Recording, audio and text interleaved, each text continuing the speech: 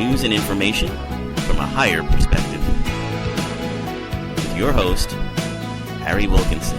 Yes, I am your host, Harry Wilkinson, and welcome to the Spirit and Wellness Show. This is the show where we take a look at the day's events, the week's events in news and health, in science, in the media, and we take a look at them from a higher perspective. And from a higher perspective, I'm talking about from a perspective of spirituality, from a perspective of taking a step back and a deep breath, and really taking a look at what is being created in our world, how we're creating it, and how we can learn from it.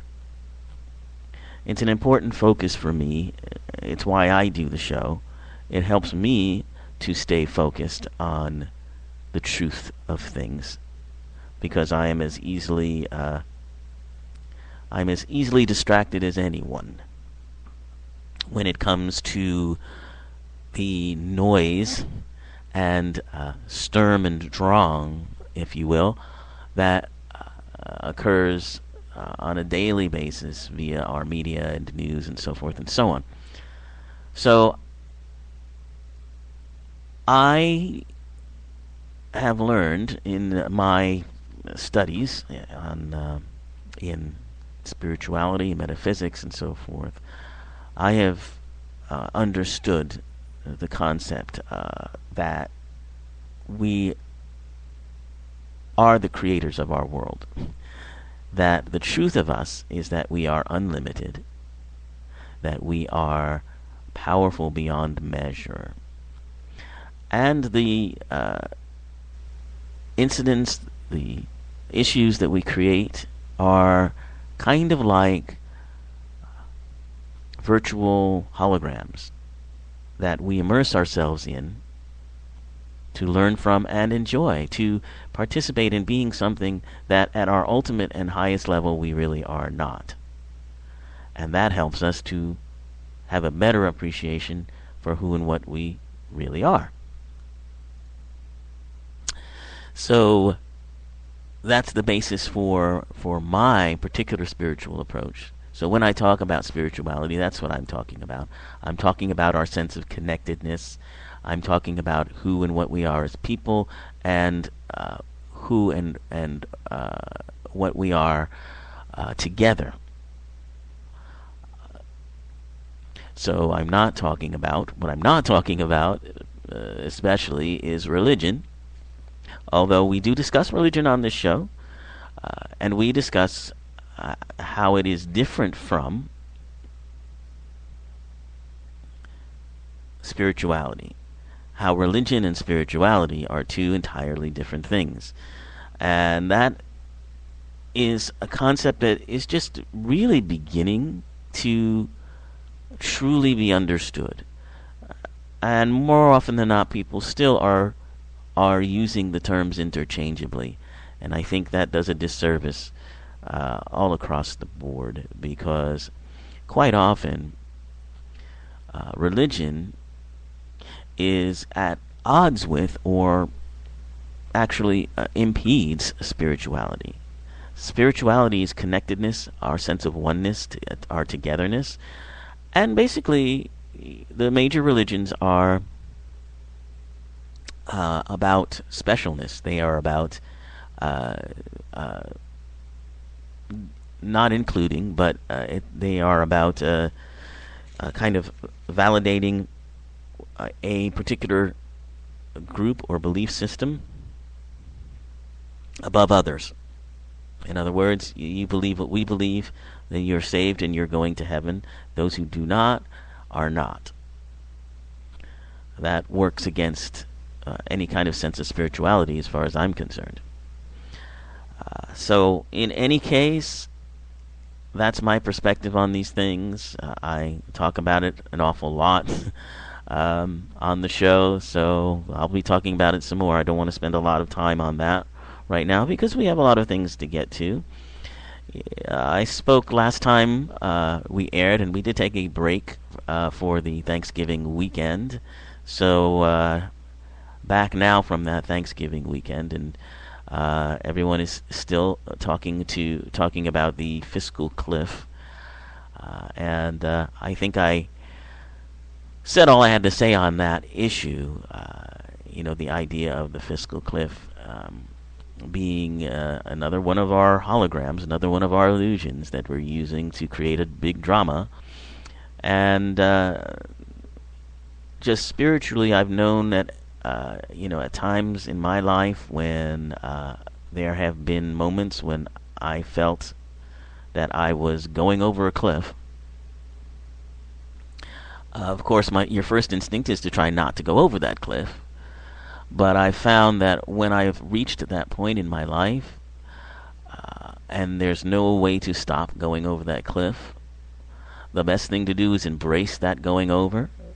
And what you find is that you have wings, that you have more resilience than you ever thought possible. And things that you needed to change, that you were either reluctant to or didn't really understand needed to be changed, are changed for you, or you're helped to be able to do that. So I'm not afraid of cliffs. Just want to put that to you. But, we're into the holiday season officially now. So we're going to be talking about that. We're going to be talking about the holiday seasons and traditions that from now until the end of the month, till the end of December, we're going to be talking about varying traditions, ancient and modern, around the world that we use to help us connect to our own sense of spirituality.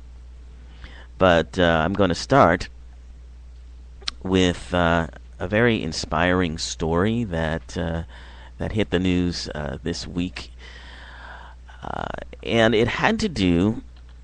It took place in New York, and it had to do with a New York City police officer who came upon a homeless man who had no shoes or socks and was out in extremely cold weather. And there was a tourist that happened to be nearby. She was from, I'm not sure where she was from exactly, but I'll find that in a minute. But she happened to be there, and she happened to witness this policeman go into a store and buy a $75 pair of boots for this homeless man and give them to him. And what the woman did was to take a picture of this and make a video of it and post it on YouTube, and it has since gone viral. And it has to do with this policeman saying that, in seeing this man, he said to himself, this just simply is not acceptable. And so he went ahead and went and bought the pair of shoes for the man. And it's interesting, when I heard him talk on the news report, you could hear in his voice, it was like he'd reached his limit. It was like, I can't stand this anymore. Something has to be done. Something has to be done. And if you're an officer, or if you've been to New York City and you see this all the time, I can understand where you would, reach your breaking point. And so this officer, I think, had reached his, and he went ahead and bought these new boots for the homeless man. And the tourist, who happened to be nearby, took a picture of it. Her name was Jennifer Foster of Florence, Arizona, visiting in New York with her boyfriend. And she came across the man. And the officer, she was about to give the homeless man some change, and the officer, a man by the name of Larry DePrimo, came up to the man, and he had the all-weather boots and socks, and gave them to the homeless man. And this was November 14th, I think, is the day that it happened. And DePrimo, the officer, said that the homeless man didn't even have a pair of socks on, and I could only imagine how cold that pavement was. And so the photo apparently was posted Tuesday night on the Facebook page, and also Jennifer, I guess, sent it out online on YouTube. Or no, I think it's. Let me see here. Let me get you accurate information on this. Oh, it was on. Yeah, she posted it to the Facebook page, and it was a huge deal. I posted it on my Facebook page because I just loved the story. And he got a lot of comments about that. And the woman Foster was very moved. She said the officer squatted down on the ground and proceeded to put socks and the new boots on the man, and the officer expected nothing in return and did not know I was watching. And so it's a very touching, it's a very touching story, and you could probably Google that or find it at the New York Police Department Facebook page, NYPD Facebook, and you can see the picture and see the comments that are being made.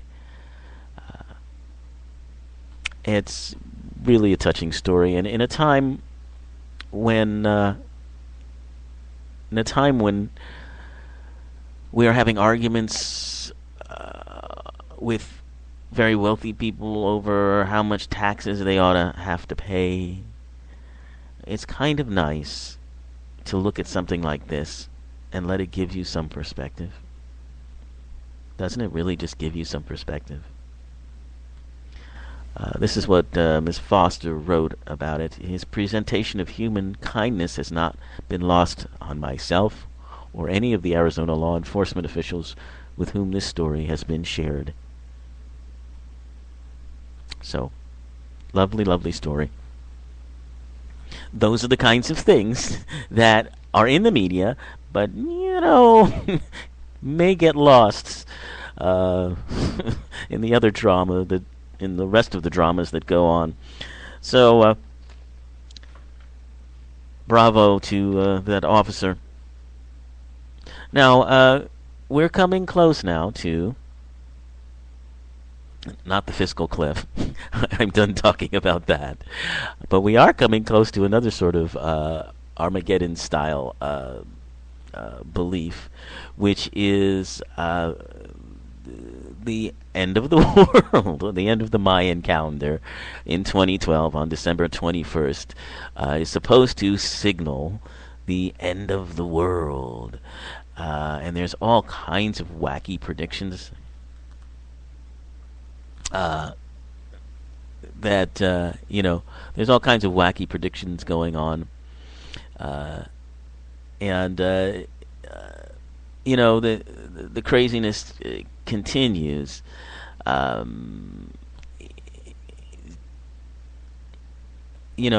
remember when we had at the turn of the century, 2000, you had Y2K, and everybody thought that the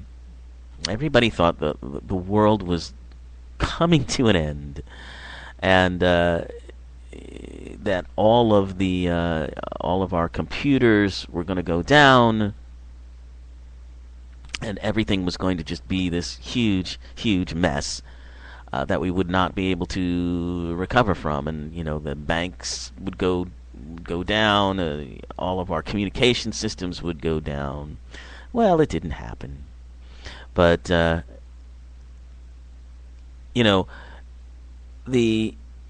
thing that to remember here is that the Mayan calendar is is a tradition. It's an ancient sort of prophecy that many people have spoken about.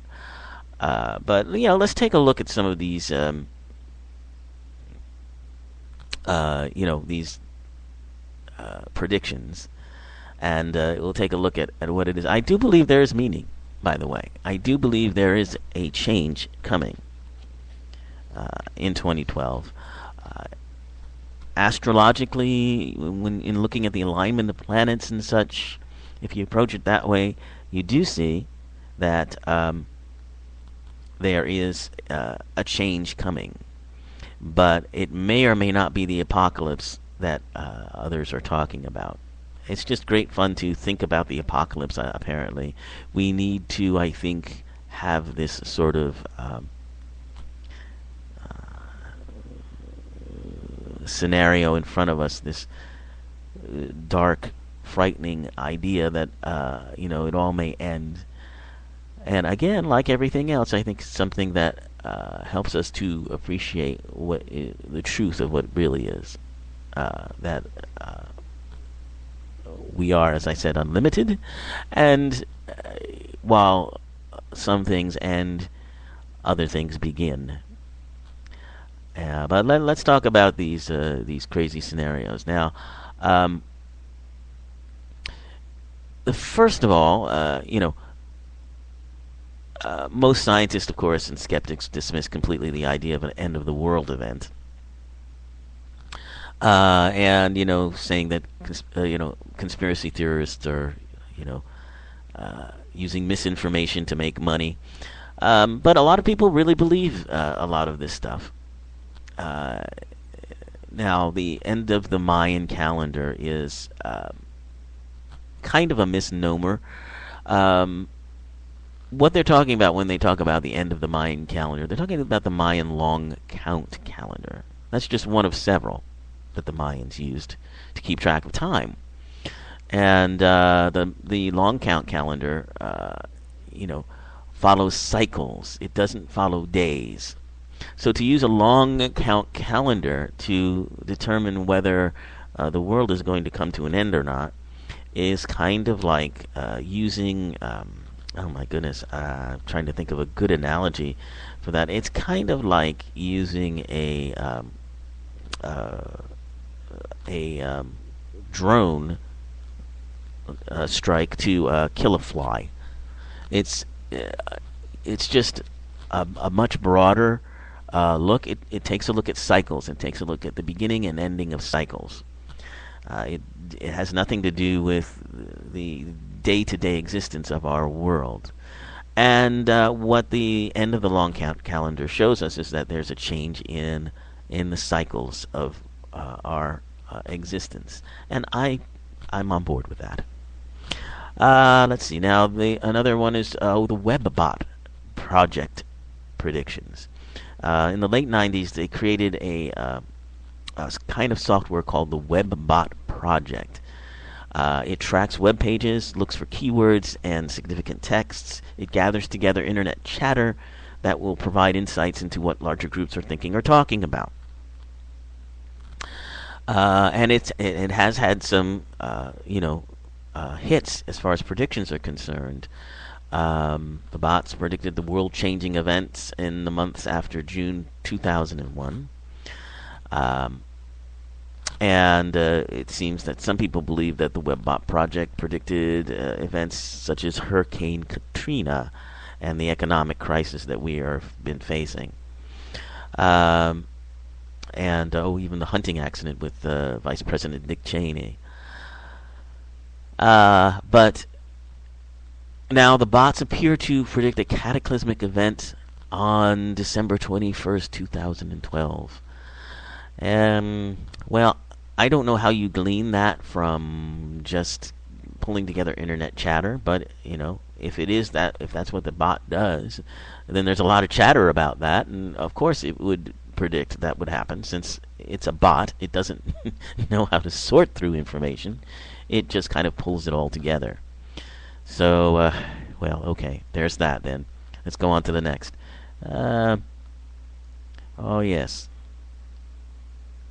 Good old Planet X. So, there are those that believe there is a planet newly discovered called Planet X, also known as Nibiru, Nibiru, that is supposed to be on a head-on collision with Earth and will, of course, impact when?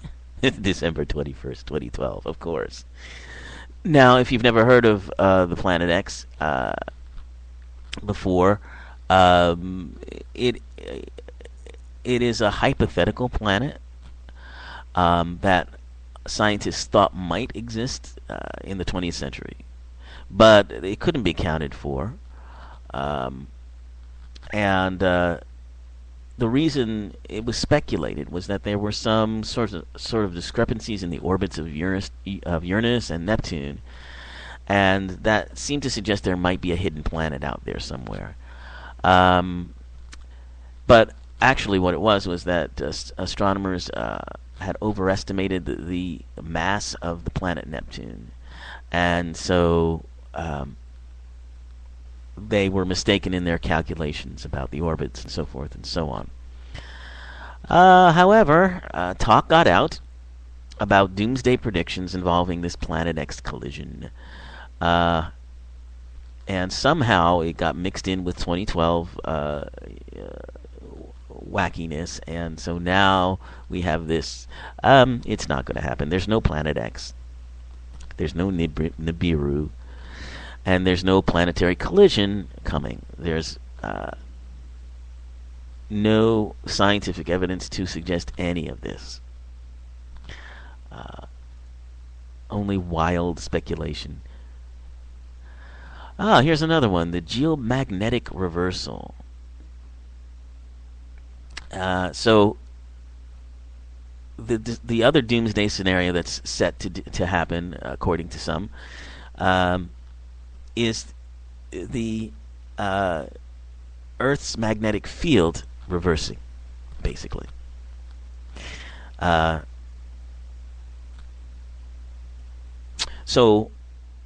During the 20th century, scientists began studying the Earth's polarity more closely, and the exact location of the poles would shift from 6.2 to even as far as 24 miles each year. And sometimes the magnetic poles completely flip, so the North Pole heads south and the South Pole travels north. It happens infrequently throughout the Earth's history, and at last happened in 780,000 years ago, according to scientists. So what the alarmists have said is that this magnetic reversal is scheduled for December 21st, 2012, of course, and when it does occur, there'll be catastrophic disaster. The tides will start to spin the Earth will spin in the other direction. The tides will destroy mankind. There'll be pandemonium, dogs and cats sleeping together. It's going to be horrible. It's impossible for the Earth to change its rotation. It's not ever going to happen. There may be geomagnetic reversal, and it doesn't carry any fatal consequences as far as any scientists or any researchers can figure. So there's that. Then the other one is solar flares. It's thought that in 2012 the sun will reach the peak of an 11-year cycle known as solar maximum. And when it does reach this peak on when? December 21st, 2012, of course, the sun will unleash giant solar flares towards the Earth, causing unparalleled havoc. This is very close to the geomagnetic reversal thing. Solar flares happen. They've happened before, and they're likely to happen somewhere between 2012 and 2014. But about the worst they'll do is maybe interrupt your satellite communication. So your cell phone might be a little crazy. So, but isn't it always? So that's some of the more silly predictions, and the more what I say is base or materialistic predictions. I think there is big change coming in 2012. I think the Mayan calendar does say something about the end in cycles and a change, and many agree that this change is not about any specific physical event, although there may be physical events attendant to it. You may see structures or institutions changing or collapsing. You may see a lot of these things happen. But what I think is happening is the change is in our consciousness. And I think that as we go into 2012, you'll see many things that people thought were impossible starting to prove themselves possible. And we talk about these things on the show a lot. I do a lot of focus and profiles on some of the great scientific advancements that have been happening. And here's just two we'll talk about. And what I think I'm going to do is actually, in the coming weeks, I'm going to go back and review all of these amazing scientists and these breakthroughs that I've been talking about all year, because they really are remarkable. And it really, to me, shows that something is definitely happening. But I'm just going to talk about two because my time is getting short here. But what I think we'll see a lot of, at least right away. First of all, Higgs boson. And we talked about this. The Large Hadron Collider was looking for a particle called the Higgs boson particle, which has been sought after as a way to pull together differing theories on physics. And it's a way to incorporate and connect the quantum physics theory, the theory of our reality not being what we think it is, but what we create, and the traditional approach to physics. This is supposed to help prove that indeed, from a physics point of view, we create what we observe and look at. So they've already basically said they found it, and they're scrambling now to just verify and make sure, because scientists are very careful about these things. They don't want to go out trumpeting things until they have every last I dotted and T crossed. But I think that we're going to hear in 2013 that the Higgs boson does exist. And this will create an entirely different perspective, a different view of reality than we've ever had before. Going from an atomistic point of view to a holistic point of view as to how reality works, and if there actually is anything such as reality, or objective reality, if you will. And we'll talk a lot about that as we go on. And the other thing I think that you're going to hear, and this has been already hinted at, we have the Mars Explorer out there taking samples of the soil from planet Mars to try to determine if there's any life. And scientists and researchers who are involved in this have said they found something. They're not telling us what it is yet because they want to be sure. So they're teasing us a little bit. But I think what we're going to find is verification that there either has been or there is still life on Mars. The scientists involved in this have been hinting and saying this is very big, this is going to be big, this is going to be huge. And, I think that's what we're going to hear very shortly, that life has been discovered or life has been verified as having existed on Mars. And it will be a big deal and a life-changing kind of situation, because it will say to us that we are not alone, that life does exist in other parts of the universe besides here on Earth. And that has never been able to be,